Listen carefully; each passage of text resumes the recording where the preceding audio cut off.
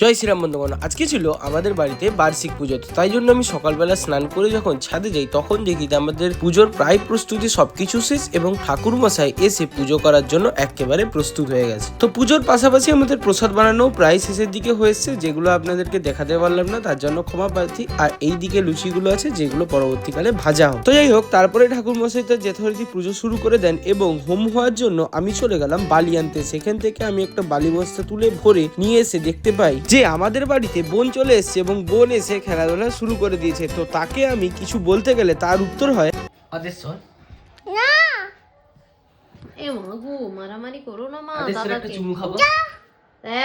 এইটা বলতে নেই, দাদাকে এরকম রাগ করতে নেই মা, করতে নেই।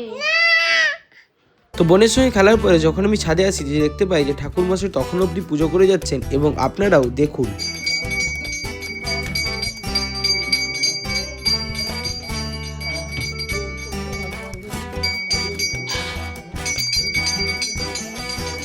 তারপরেই আমাদের শুরু হয়ে গেল হোমের প্রস্তুতি এবং হোম আমাদের কন্টিনিউয়াসলি অনেকক্ষণ ধরে ভালোভাবেই ঠাকুর মশাই করলেন এবং প্রতিবারের মতোই এবারেও সংকল্প হয়েছেন আমার বাবা এবং এবারেও প্রতিবারের মতোই দুবার হোম হবে, সকালবেলা বগলামুখী এবং দুর্গা মায়ের এবং রাতের বেলা কালী মায়ের। তো তারপর আমার মা ঠাকুরের যত প্রদীপ আছে সেগুলিকে ভালোভাবে ধুয়ে মুছে রাখছে, কারণ বিকেল বেলা এগুলি আবার ব্যবহার হবে। এবং তারপরে ঠাকুরকে ভোগ লাগানোর পরে আমরা সেই ভোগটা গ্রহণ করি এবং দেখতে পাচ্ছেন আজকে ছিল খিচুড়ি, সিম ভাজা, বেগুন ভাজা এবং ফুলকপির তরকারি, তার সাথে চাটনি। তো তারপরে আমাদের সন্ধ্যা আরতির জন্য পুজো শুরু হয়ে গেল এবং এখন হচ্ছে আমাদের মায়ের চক্ষুদান।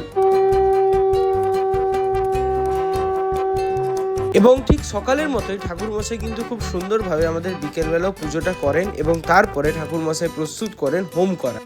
তো তারপরে আমাদের হোম শুরু হয়ে যায় এবং হোমের জন্য যে হোমের নারকেলটি দেওয়া হয় সেটার জন্য দেখতে পাচ্ছেন বাবা এবং মা দাঁড়িয়ে আছে এবং তারপরেই সিনে এন্টার করে আমার ভাই এবং সে কি কথা বলছে আপনারা জাস্ট শুনুন। দারুণ জ্বালানো হচ্ছে। আপনারা সবাই তৈরি তো? কালকে আবার একটা পূজা আছে।